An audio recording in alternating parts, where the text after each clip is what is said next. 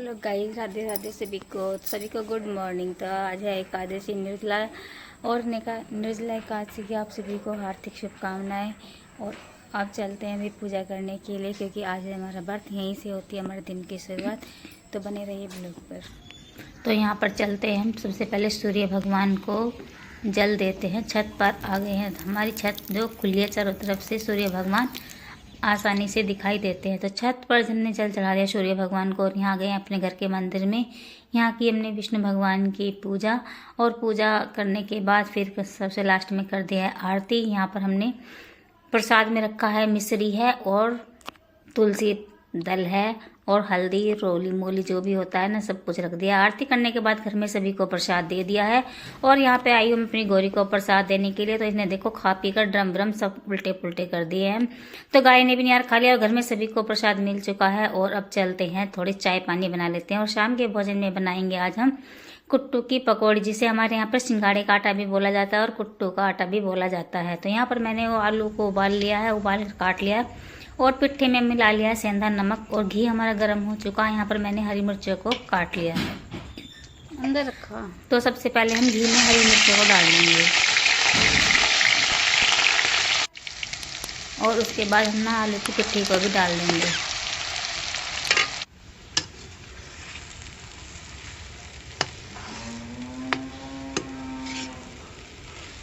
तो हमारी आलू की पिट्ठी बनकर तैयार होगी, व्रत वालों का खाना। और सबसे पहले हम अग्निदेव को भोग लगाएंगे, क्योंकि हमारे यहाँ पर जो भी खाना बनता है सबसे पहले भगवान जी को और अग्निदेव को ही दिया जाता है ना। तो यहाँ पर मैंने पिट्ठी को एक बड़े से बर्तन में रख दिया है, क्योंकि कढ़ाई में मुझे पकौड़ियाँ भी बनानी हैं। तो यहाँ पर मैंने हरी मिर्चों को लंबी काट लिया है। और यहाँ पर है ये कुट्टू का आटा, जिसमें मैंने थोड़ी सी हरी मिर्च डाल दी है, 2 मिर्च डाल दी है काट करके, और सेंधा नमक डाल दिया है, और अच्छे से इस आटे को मिक्स कर लिया। इसे 5 मिनट पहले भिगो कर रख दे तो ये काफ़ी फूल जाता है। तो घी गर्म हो चुका है हमारा कढ़ाई में, और एक एक करके हम इसमें पकौड़ी डालते जाएंगे।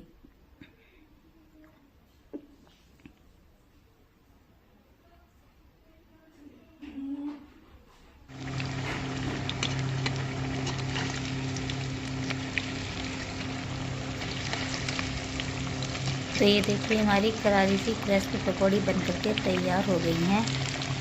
बस थोड़ी सी इनको अल्टा पलटी, इनको ज़्यादा आंच नहीं लगानी, क्योंकि आलू जो हमारे उबले हुए हैं। और अब इनको हम उतार लेते हैं।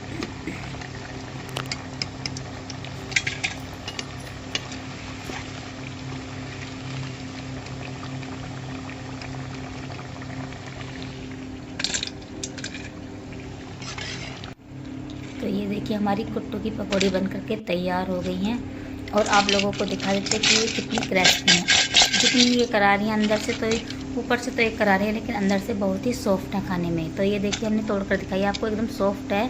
क्योंकि जो इस व्रत को रखते हैं ना, तो वो बड़े ही लोग रखते हैं, जैसे कि मम्मी पापा। तो यहाँ पर मैंने अग्निदेव को भोग लगा दिया सबसे पहले पकौड़ियों का भी। और यहाँ पर जैसे बड़े लोग व्रत रखते हैं ना, मम्मी है पापा है, तो ये पकौड़ियाँ ना आसानी से आराम से खा लेते हैं।